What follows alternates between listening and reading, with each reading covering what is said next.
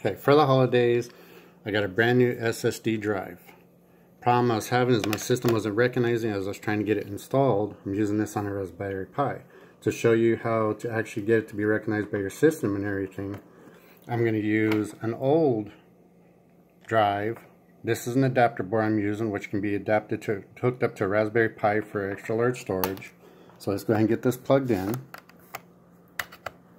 As you can see, it's plugged in, up and running, and the sound you just hear is the system recognizing it. But if you go down and open File Explorer, it's not showing up. Shows my main drive and my recovery drive. Well, to fix this problem, go up to Computer, Manage. You'll also open up a window, then you want to come over to Disk Management for computer management. That'll get low and it shows all my systems, my main drive that's recognized with the recovery on it. Now it's also showing the one drive that's not being recognized by the system. So next what you want to do, hover over that drive and you want to click on right click,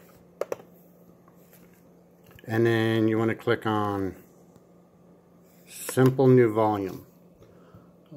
Welcome to the new Simple Volume wizard will come up. Then you want to click Next. It's going to ask you maximum disk space in megabytes, and then what size you want.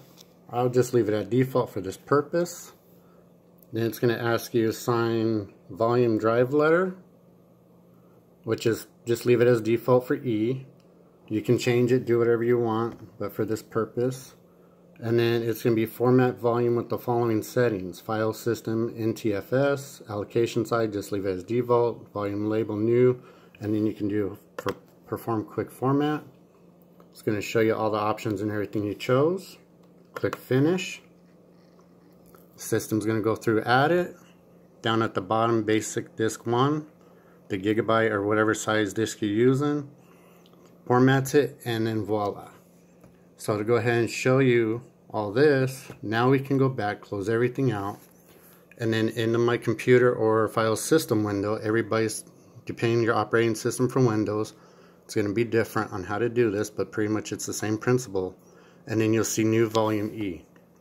This is now the hard drive has been allocated and initiated, and you can go ahead and perform and do whatever you need to and install it however you like. For any questions or comments, please leave them at the bottom. Any feedback, I would also love that too. Later on, I will show you how this adapter board can be installed on a Raspberry Pi to increase your space and everything else. The solid state drive I'm going to be using on it is about a 500 gigabyte roughly. Again, thank you, and I hope this is helpful.